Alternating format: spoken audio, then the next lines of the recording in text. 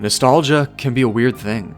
It evokes in us a desire to go back to a time when the state of our lives may have been simpler, innocent, or formative. To me, Kingdom Hearts is the definition of something that's nostalgic. I can't tell you how old I was when I first discovered this game. I may have been as young as 6, but I vividly remember the moment when it first caught my eye. I mean, I was just watching my brother play the opening moments, but something about the design of the world and the story intrigued me, and I was hooked. I love this game to the point that I can definitively say that I wouldn't be here making videos on YouTube without it. With the new DLC for Kingdom Hearts 3 on the way, I wanted to finally talk about each of these titles individually, from the ones that I grew up with to the ones I've never experienced until now. You see, in many ways, it's a series that's incredibly flawed, aged, and drawn out. Yet, it also undeniably has a lot of passion behind it all, and can be a ton of fun to play. It's simply a series that's near and dear to my own heart, and I want to talk about it.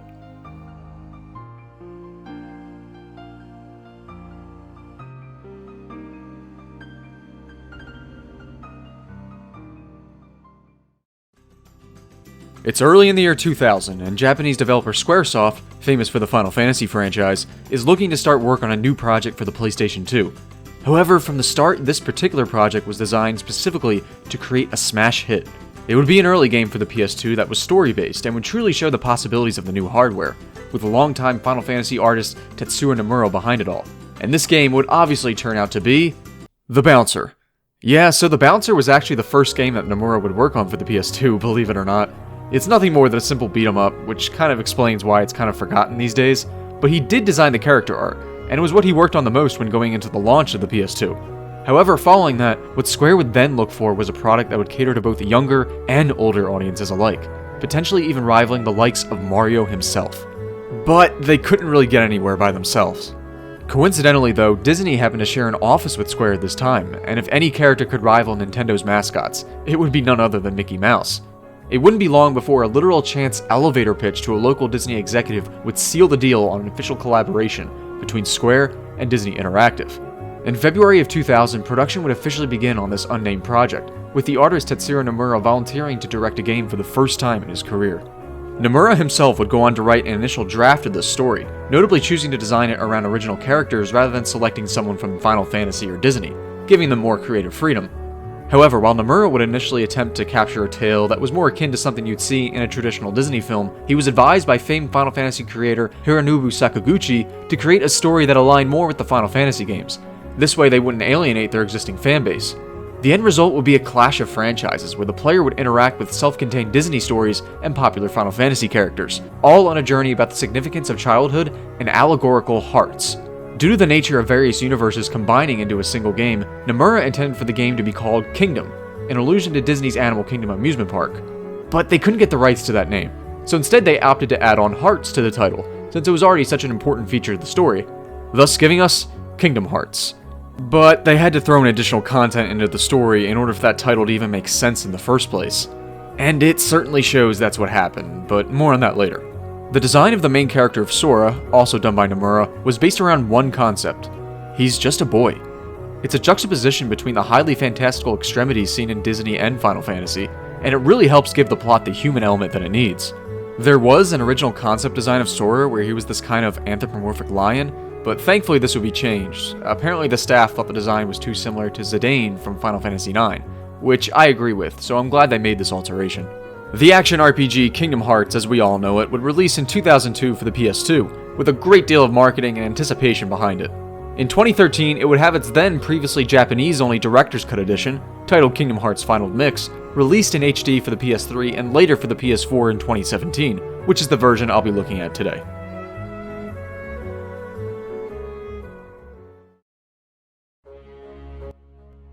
Our story begins with some very vague narration and a transition into what I can only describe as a metaphorical J-pop music video. It's certainly a bizarre way to begin a game, but it's become so much of a staple of this franchise that it would honestly be out of place if a future game didn't include this kind of opening at this point. Now, while it may be easy to get caught up in the sheer absurdity of this entire situation here, I actually think this intro sequence does a better job at foreshadowing than it may seem, most notably illustrating the major theme of friendship and drifting away from one's childhood. The song itself is simple and clean from artist Utada Hikaru, and hopefully I'm saying that right. which serves as the primary musical theme for the game and also conveys early on the importance of audio in the series. Simple and Clean alone is reprised several times throughout your journey, but its composition is almost always altered, to the degree that it's transformed from a simple pop tune into a sweeping orchestral piece. The type of theme that's played in the moment is matched to the gravity of the scene that's playing out, and I can't stress enough how effective this is. You can dislike Kingdom Hearts for a lot of valid reasons, but in my opinion, the soundtrack is quite simply one of the best around. Composer Yoko Shimomura, and hopefully I'm saying that right too, truly knocked it out of the park here, as she not only arranged several Disney tracks into styles that fit the game, but her own original compositions are both emotional and epic as well. Hearing any track from this game, or really any sound effect either, instantly evokes for me that sense of nostalgia, and that's true across every game in this series, with my personal favorite piece of music being the Hollow Bastion theme. This was just something I wanted to highlight up front, because the audio truly is one of the franchise's best qualities, and it really enhances the overall experience. So I'd figure I'd say that now before we dive into the full story. Following the short pre-rendered music video, the player is finally given control and the ability to test out the combat and world interaction through an admittedly rather tedious tutorial. I mean, I understand that Square wanted to bridge the gap between experienced and young gamers alike, and believe me, I was one of those young gamers back then, but I feel that everything that's taught here could have been introduced through more natural means. But I suppose conveying it as some kind of prophetic dream is a decent workaround, so I'll give them that. The gameplay itself is, well, actually stranger than it may seem. This is an action RPG at the end of the day, but the movement in the original Kingdom Hearts is, in particular, unlike a lot of what I've played before. Just the way that Sora jumps is incredibly floaty and still somewhat jarring to me to this day, no matter how many times I've played through this game. That said, you will eventually get the hang of this style of play or traversal, since the combat will force you to utilize tactics for aerial enemies eventually, so racking up attacks in the air is going to be a vital part for you as you progress. This is where I feel the tutorial's boss is actually pretty effective, since it teaches you how advantageous attacking in the air can be, as well as the effectiveness of the lock-on system in the heat of battle. Gameplay quirks aside, one thing that is genuinely interesting about this tutorial segment is its use of player choice, something I don't think you really see in JRPGs at this time. The game asks the player questions about their own traits, such as what you may value in life, and the basic progression of your character for the rest of the game is tied to these choices, most notably the rate that you level up at. It does add a small element of replayability that you just wouldn't get otherwise, even though I would have liked to see this player choice idea elaborated more on, but it's really cool that it's here to begin with. After defeating the tutorial boss and being told that you are the one who will open the door, we get thrown into the proper game by meeting our three main characters, Sora, Riku, and Kairi, all voiced by various American teen Hollywood actors of the era. In fact, just about everyone in this game is fully voiced, all backed by either Hollywood talent or the original voice actors from the actual Disney media they come from, something rare from titles of the early PS2 era.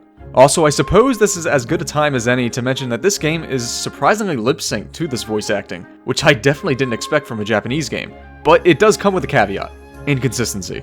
You see, they didn't lip-sync everything, so the game instead resorts to cheap static mouths at various points, which is fine in itself, I suppose. However, sometimes they flip between these styles on the fly during the middle of a scene, and it's just jarring in the moment. I largely don't have a problem with this game visually, but this one aspect does bother me on occasion. Now, as far as this first scene with our main friends go, there are quite a few things I love about this brief interaction. Perhaps the element that stands out the most for me is how well they set up the characterizations for all of these people in under 2 minutes. It helps establish the arc that Sora will develop by the end of the game. We learn that Sora is a lazy guy who hasn't really ventured off from his home yet, but yearns to explore other worlds. In his brief interaction with Kairi, we learn not only that he has a somewhat awkward admiration for her, but also that Kairi herself does come from another world that she doesn't recall, immediately declaring a kind of mystery to her backstory. Riku's incorporation also immediately establishes that his confidence is superior to Sora, and that they have this ongoing friendly rivalry going on between them. As the title card fades into the tropical music playing in the background, we get the sense that things could not be much better with these characters.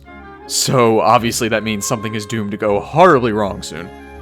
Before that though, we're able to tour the island at our own leisure, performing fetch quests for Kairi, fighting kid versions of characters from Final Fantasy, and racing Riku on a course that drove me insane as a kid. While there's nothing too interesting going on here, it does give the player time to grow accustomed to the controls, and does do a serviceable job at setting up the plot, including the meeting of a hooded man who tells us that this world has been connected. Now, this portion of the game flips back and forth between Sora and the gang trying to build a raft to take them to other worlds, which I'm not sure why they thought that would actually work in the first place, but regardless, and the introduction of two other main characters that you may already be familiar with, Donald and Goofy. Their objectives are simple: find a literal key to stop the manifestations of darkness, and find Mickey Mouse, who is a king in this universe for some reason. Meanwhile, just as the trio was about to depart on their raft, their island is invaded by a horde of shadowy creatures. Sora goes to find his friends, only to discover Riku being willingly engulfed into a metaphor, the first main instance of the theme of light versus darkness. After his friend is fully consumed by the darkness, Sora is mysteriously given the Keyblade, a kind of sword in the shape of a key that allows him to fight back against the creatures. Soon he does find Kairi, but she's in a weak state, only to disappear in Sora's arms, just before Sora himself is swept away from the only home he's ever known.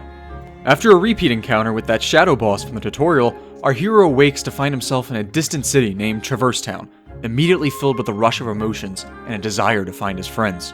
It's at this point where the player is given full control to explore and converse with townfolk as they please, as well as where the typical RPG elements are opened up, such as local shops. After only a few minutes of wandering, we are officially greeted to those creatures from the island, and are met with a surprisingly grim cutscene displaying them stealing a dying man's heart before the eyes of Sora. Seriously, this thing shocked me when I was a kid. Meet the Heartless, the iconic main enemies of the franchise. Shadow creatures that are the manifestation of darkness itself, feeding on the hearts of people in the light. The Heartless come in a variety of forms and have begun to feed on the life force of various worlds, which is how Destiny Islands met its demise. Sora himself learns all of this after coming across various Final Fantasy heroes, namely Yuffie, Aerith, and Squall. He is told that his weapon is no everyday key-shaped sword, but a magical weapon that specifically chose him to fight against the Heartless. With the Keyblade in hand, Sora has the power to seal the keyholes of the worlds, which is the only way to prevent the further spread of the Heartless. With his objective known, Sora stumbles across Donald and Goofy in their travels when fighting a Heartless, with them immediately noticing that this is the key that they have to follow. Sora, realizing that traveling with Donald and Goofy is perhaps his best chance to find Riku and Kairi, agrees to go with them on a journey to stop the terror of the Heartless in other worlds. This is where the game truly opens up, as the player is now set to explore various worlds and embark on an RPG journey for the ages. It all begins with the establishment of abilities, a vital part to the development of your characters. It's through this system that Sora and company is able to obtain the use of skills, with everything from dodge rolling to effects on how your health functions. What makes these abilities personally stand out for me is how none of them are really necessary to begin with, outside of a few traversal ones. They only serve to make elements of combat easier, but at the end of the day, timing is still everything when using your Keyblade, even more so on higher difficulties. I feel like Kingdom Hearts has always been criticized for being a mashy game when it comes to its combat, but I definitely think that's not the case in this first title, especially in boss fights. I always aim to time my attacks to hit at the exact same moment the enemy is swinging theirs, which you know you landed by the animation, leaving them vulnerable for a period of time long enough for you to fit in your own combo. This is the kind of loop I find myself falling into for the game, and it can honestly be pretty addictive in my opinion. Even the designs of the standard Heartless complement the combat for me, as while the beginning fights with enemies in Town can be kind of mindless, it's not too long before the game subtly changes things up to keep the player on their toes. I think this is perhaps best exemplified by the large body Heartless, whose stomach forces you to attack it from behind, utilizing the 3D space of the game environment and advancing the complexity of the in-the-moment battles. Similar notions can be said about the progression of Heartless throughout the entire game. A lot of them just make you think about a situation slightly different, even if you don't realize it. But it all adds up over time and keeps battles engaging despite the odd controls, at least for me. If I had to knock the battle system for anything, it's the lack of necessity of the core JRPG elements here. I rarely touch any magic other than Cure in a playthrough, and there are still summons I don't think I've even tried to this day. They're just not really needed at the end of the day, even at the highest difficulties, at least not through the way I play these games. I legitimately think that this game could put up a decent and fair challenge with the right difficulty for you, but I recommend playing it as more of an action game than as a JRPG for the best enjoyment, if that makes sense. Just don't expect Donald or Goofy to do much for you. That's not to say all of the JRPG elements here are lacking, as I actually really enjoyed the general expedition of the various Disney locations. While the individual environments may not always be the most spacious, there's a subtle degree of exploration to each of these main quests that I've always really enjoyed, and they're designed in such a way that you usually won't get lost. Usually. Whether it's making your way through Hook's ship to find Wendy or leaving Aladdin into the Cave of Wonders, there really aren't many dull moments in Kingdom Hearts. For the most part. You see, each Disney world in this game tends to loosely follow the plot of the film that it's based on, with maybe a few exceptions here and there, inserting Sora's gang and the Heartless right into that respective story's plot. For the most part, I'd say that this works well with the structure of the game, but I feel that my enjoyment of each area also heavily leans in favor of movies that are generally more action-oriented to begin with, as they tended to fit better with the action RPG nature of this game. Let me explain. When I was a kid, I actually hadn't seen most of these movies, which may be strange given that their inclusion in the first place was to appeal to people in a younger demographic like myself back then. But Kingdom Hearts was actually my introduction to a lot of these franchises. When I got to Halloweentown, I was amazed at the creativity of the environments and likable characters, and slashing the shadowy Heartless fit right into the film's theming. I immediately wanted to check out the actual movie. On the flip side, the last thing I wanted to do as a kid was to watch Pinocchio after all the visually identical chambers and out-of-place Heartless and Monstro. It's just, to me, the world of something like Pinocchio feels especially out of place to have you mowing down tons of out-of-universe enemies. Now, all in all, there are a total of 9 different Disney worlds to traverse, each representing a different franchise. They are, in the likely order you'll encounter them, Alice in Wonderland, Hercules, Tarzan, Aladdin, Pinocchio, The Little Mermaid, The Nightmare Before Christmas, Peter Pan, and Winnie the Pooh. Shall we start from the top? Number 1. Wonderland. Unfortunately, I don't think that Kingdom Hearts makes the best first impression of Disney worlds here by starting off with this. I do genuinely love the mechanic of entering the Bazaar Room at different angles and sizes. It's legitimately one of the more creative ideas in the entire game, but the combat can really make it drag at times. There are just way too many encounters here, and it doesn't help that the boss is just a Heartless without much of a tie-in to the license at all. I've just never been a fan of this world, but it is fairly short and it does prepare you for what comes later. Number 2. Olympus Coliseum. Olympus Coliseum is simply a combat arena that you'll come back to often throughout your adventure. Nothing more, nothing less. I do wish that they would have created a fully fledged Hercules world here, since this is one of the films I did grow up with. But I can't complain. The music's great, and the theming of the Hercules universe fits perfect for this style of play. Not to mention that the enemies of the film make for excellent boss fights here, especially Cerberus, although he could be annoying if you haven't gotten Cure yet at this point. Number 3. Deep Jungle. Now, I'm about to say something very controversial to the Kingdom Hearts community. I think Deep Jungle is one of the better worlds in the first game. Sure, there's a lot of backtracking, but the area isn't too large to begin with, and I've always just really liked the jungle setting it has. It made me want to watch Tarzan as a kid. On top of that, the music is outstanding, and the boss, while kind of out of left field like Wonderland, is one of my personal favorites with its camouflage element. The camera can definitely be improved, but that doesn't change the fact that I truly do look forward to this world each time I replay this game.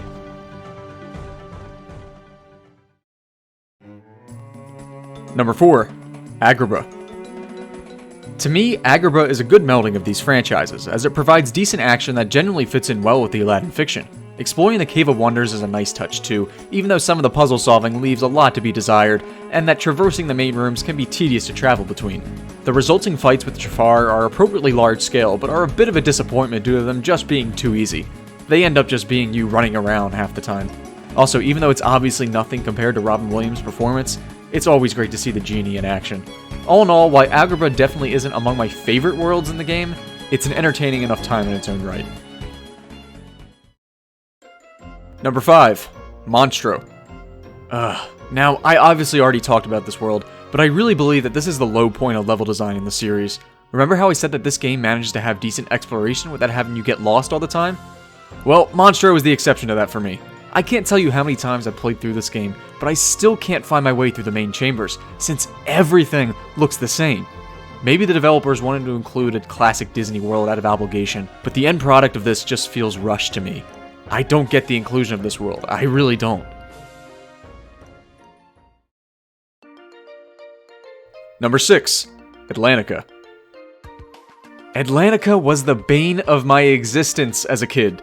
If you don't get used to the underwater controls, you're gonna have a bad time. Especially in the original PS2 version where you couldn't skip cutscenes after dying to the boss so many times. This world is just clunky to play through, but you have to give them credit for at least trying to shake things up gameplay-wise. It just didn't work. The Ursula fights in particular are moments I don't look forward to, as they can really be tedious and more of a battle with your own patience. I like the ideas behind Atlantica, and it's definitely not as bad as Monstro to me, but it's a world you're not going to want to put a lot of time into at the end of the day. Number 7. Halloweentown. Now this is a solid level. Not my favorite per se, but as I alluded to earlier, the Heartless themselves just fit perfectly within this universe, and I've always enjoyed roaming around the lands searching for treasure. Surprisingly though, this doesn't really follow the movie's plot at all. as there's not even a mention of Christmas anywhere. Regardless, the gameplay itself backs it all up, with one of the better sets of boss fights in the game. Seriously, the first Oogie Boogie battle is an awesome incorporation of action gameplay and elements from the movie itself. This is one you're going to be thinking of when the credits roll, and it certainly captured my attention as a kid. Number 8. Neverland. Neverland is another one of my personal favorites in this first game, if only because I like how it manages to both progress the overarching plot of the game and of the movie Peter Pan. It's both funny and fun to play, even though the traversal space can be a bit tight at times. Plus, the scene with Sora walking the plank and learning to fly is nothing short of awesome, with the ability of flying and gliding available from that point on. Flight does make the Captain Hook fight a little too easy, but I'm still always having a great time in Neverland, even though it's pretty much just on Captain Hook's ship, and probably shouldn't be called Neverland. Number 9. 100 Acre Wood. Last, and maybe least, depending on who you talk to, is the 100 Acre Wood from Winnie the Pooh, an optional minigame world. There's not much to say here, honestly, as the minigames are fine, I suppose. I do like the idea of finding pages as collectibles throughout your journey, meaning that you'll be coming back to this world in small bursts, but it's honestly something I only do to fulfill that 100% completion. I don't hate it, I'm just indifferent to its existence. I do enjoy the final scene of the world though, where Sora gains more confidence to look for Riku and Kairi. It's just a well-directed moment that lends itself well to the themes of friendship in both Winnie the Pooh and this game.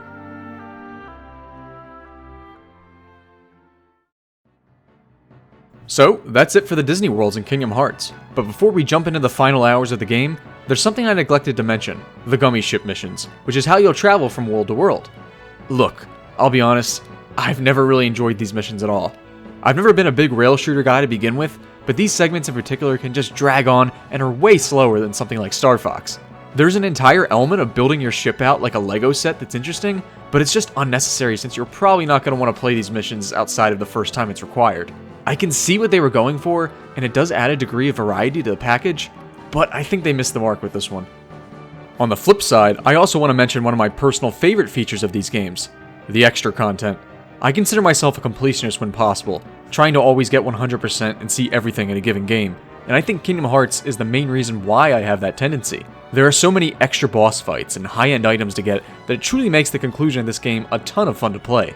Whether it's synchronizing materials and a kind of crafting system for the ultimate weapon, or fighting my way to the top of the Hades Cup, you could easily double your total playtime engaging with all of the optional content here. This is also where you get the ability to fight the game's hardest boss, Sephiroth. This is a true test of skill and a legitimately entertaining sword fight, although he is much easier to tackle when your level's maxed out.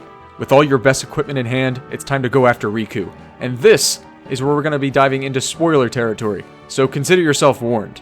You see, while Sora has been traveling from world to world looking for his friends, Riku has mostly been with Kairi and the villain of Maleficent from Sleeping Beauty, manipulating him and channeling his inner darkness. A few times here and there you do encounter Riku, but he's not the same, calling out Sora for abandoning them for a new group of friends. Another instance of the role of friendship in this plot. It all accumulates to the world of Bastion, by far my favorite segment of the game. I find this place to have an excellent balance of the fantastical elements of both Disney and Final Fantasy. It's mysterious and dark, yet enchanting. Not to mention that the music is incredible and the exploration is very satisfying. When you first land here, it really does make a great first impression that doesn't let you down. It doesn't take long until you meet Riku face to face, and the end result is, well, confusing and kind of sad. You see, we learned that apparently Riku was the true intended Keyblade Master, but right after succumbing to that metaphor early on, it quickly changed to Sora. So, Riku is the rightful owner, with Sora being nothing more than a delivery boy, as he says. Taking away the weapon from the player that has almost single-handedly defined the game to this point is a nice touch for this story, as it adds an element of gravity to it that just wouldn't be there otherwise. And I do legitimately feel for the guy when Riku dismissively throws that wooden sword at Sora to go play hero, all while Donald and Goofy leave him. Despite having everything taken away from him, Sora still manages to fight on, continuing his quest to find Kairi with the help of the Beast now. Sora soon catches up with Riku again, and despite having no Keyblade to his name anymore, is prepared to fight back, since my friends are my power. It's kind of cheesy, but it's the kind of writing you expect in this series, and we all know the message is good. With Donald and Goofy back at his side and his heart stronger than ever, the Keyblade returns to Sora, and we're ready to finally battle Riku, who transitions into a very anime set of clothes out of nowhere. The fight itself is, admittedly, kind of a letdown, after all this build-up at least. It was clear from the beginning of the game that there was going to be some kind of emotional fight between Sora and Riku, but this one is just way too easy in my opinion, especially since the player has likely got the combat system down at this point in the game. This just doesn't really pose much of a challenge. After defeating him, Riku runs away, and now it's time to chase after him and Maleficent to finally end this all. The remainder of Hollow Bastion truly feels like a Final Fantasy dungeon of the era for me, and I love it, especially this library puzzle. It's a decent change of pace that values exploration in a way that could have possibly enhanced some other Disney worlds in the game, but it's nice that it's here to begin with. After many elevators and switches later, we finally arrive at the lair of Maleficent, and she's definitely no slouch. While they wouldn't be too difficult for anyone who's done a lot of extra content, if you've simply mainlined the story up until this point, the Maleficent fights will put up a decent challenge for you. Her dragon form in particular was something I had a lot of trouble with as a kid, but this really is a well-designed fight that forces you to take advantage of a lot of the abilities you've obtained since the beginning of the game. After defeating Maleficent, Riku flees once again, but only after revealing that her downfall was that she placed too much faith into the darkness, as the Heartless gradually ate away at her. Now, this may seem like a kind of throwaway line, but I always found this to be an interesting side note of the story here, as it kind of foreshadows the downfall that many of the villains in the franchise have. It's saying that the prevalence of darkness may be alluring in the moment to even these people, but its essence is doomed to consume the individual no matter what. With this theme in the head of the player, we soon head off to battle Riku for good. But it quickly becomes clear that the Riku we knew from the island is long gone. Sora finally reaches Kairi, along with a set of Disney princesses who have been getting kidnapped over the course of the game, but they're all in an unresponsive and lifeless state, and we're left wondering, what exactly is going on here? Well, as it turns out, Riku's being is being controlled by none other than the scholar Ansem, and he reveals that he has taken the hearts of every princess, except one, Kairi herself. In order to obtain this last heart though, he needs to strike through Sora himself, as that's where Kairi's heart has been since the beginning. Now, that may seem like it all came out of left field, but I actually think this game foreshadows it well enough. For the most part. Alright, we need to unpack this. Let's start with Ansem, who you first hear about from the Final Fantasy gang in Traverse Town as someone who was studying the Heartless. You pick up pieces of a report he wrote throughout the adventure through a variety of means, but it appears that his inclusion is nothing more than that. However, remember way back on Destiny Islands when we met that hooded figure? Well, that was him. And if you read his reports in order, his inclusion to Hollow Bastion somewhat makes sense. You read about how this man went from genuine curiosity to pure madness over the course of his research, to the point where it becomes clear that darkness consumed him in the process, and led him to pull the strings that made up this plot. If nothing else, it's definitely an interesting story mechanic to include in a crossover with Disney characters, and while they probably could have fleshed out Ansem with more screen time, I legitimately think he makes a great intimidating villain. As for Kairi, her backstory isn't quite as subtle, but you could have easily glossed over some of the aspects in the story. I did like the mystery of her background of coming from another world, and they did foreshadow her old home as being Hollow Bastion in this brief flashback, but I think that the amusement plot convenience is kind of lame, to be honest. The whole idea of her heart being within Sora was also lost on me until I realized that the scene with her fading into his arms was actually supposed to be what caused that to happen. I honestly thought that was just supposed to be a cool effect when I was a kid. In short, I like the ideas behind Kairi's fate, but it wasn't exactly executed as well as I thought it could have been. After this revelation, Ansem attempts to extract Kairi's heart from Sora, leading into my single favorite moment of the whole series. Sora!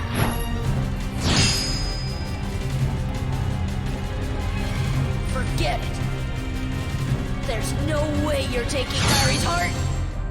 You can really feel the passion behind Haley Joel Osment's delivery of that line, and it's effective at simply pumping up the player for the upcoming fight. The following battle with Ansem-controlled Riku is also one of my favorites in the mainline story, as it's fast-paced action that requires you to time your hits as well as your dodges. This entire sequence of events is just Kingdom Hearts at its best for me. After the player defeats Ansem for the time being, Sora and the gang try to seal the keyhole, but they need one more thing to be able to do that: Kairi's heart. Since it's within Sora, he sacrifices himself in order to free it, effectively impaling his own heart as well, turning his being into a mere Heartless. The following sequence is both sad and ironic. You played the entire game slaughtering these creatures, but now you are one, just searching for your light. Sora is able to find it through an embrace with Kairi eventually, but it really makes the player think. Can it really be assumed that all Heartless are the essence of darkness? How many of these Heartless that we've been fighting have just been looking for their light like Sora was? It makes you think. At least it makes me think.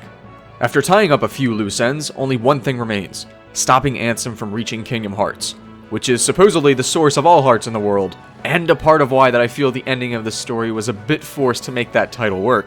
Now, as I mentioned earlier, this game was originally going to be titled Kingdom, due to the crossover element, with Hearts only being added later, which is why I think the actual in-game Kingdom Hearts feels a bit shoot in here.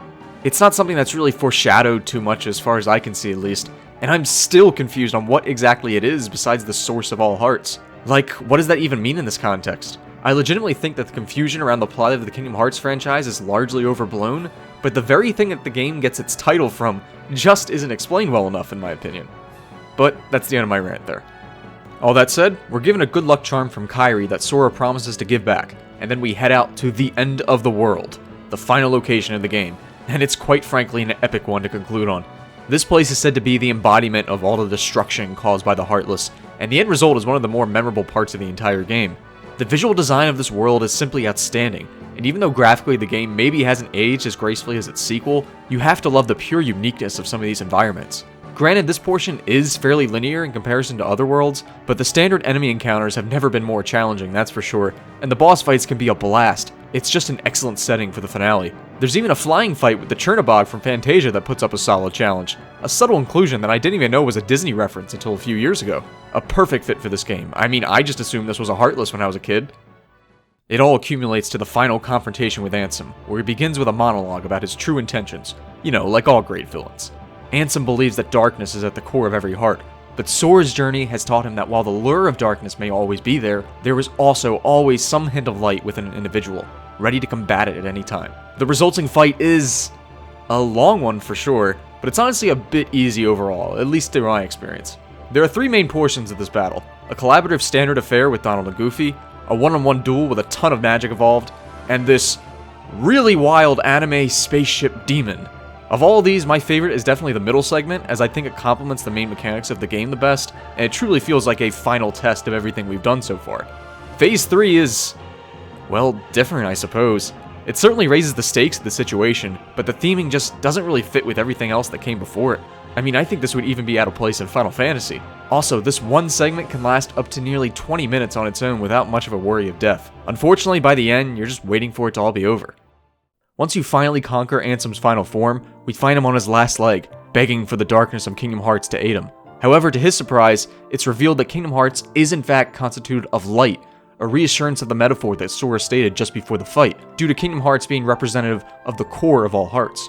Now, the only task at hand is to seal the door to darkness before the Heartless can overrun the realm to light, but it must be closed with the Keyblade at each side. As the group goes to close the door, King Mickey is revealed to not only be with Riku in the realm of darkness, to be a Keyblade master himself. Sora and Riku share a concise yet sad farewell, telling him to simply take care of her, as everyone helps to seal the door for good. It's at this moment where all of the worlds that were destroyed by the Heartless begin to reform themselves, including Destiny Islands, where Kairi is seen heading back towards. As she drifts away, Sora realizes that he still has unfinished business to attend to as the Keyblade Master, promising that he'll go back and find Kairi when the time's right. At the moment their hands let go, a reprised version of Simple and Clean from the beginning of the game plays. End of Game 1, but the beginning of a meaningful series for millions.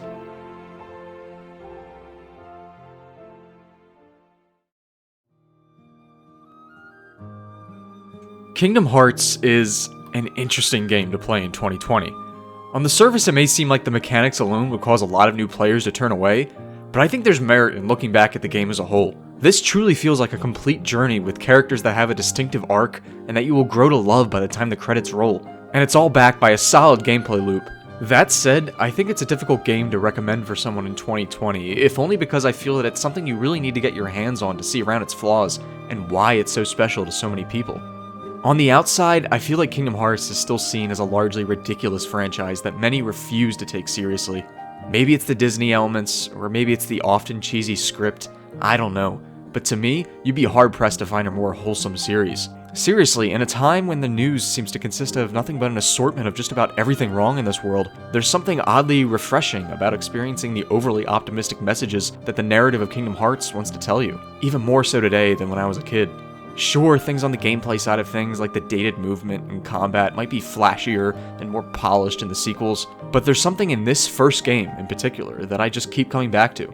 Maybe it's just nostalgia, I don't know. But this is the game I end up thinking about the most. I've finished it countless times over the course of my life, and I've never gotten tired of it. For some reason, more than any other game I've played, this specific title evokes for me a certain emotional reaction that no other piece of media ever really has. This one game was as special for me 15 years ago as much as it is now as an adult with a 9 to 5. But the weird thing is, I don't think I'm alone with that opinion.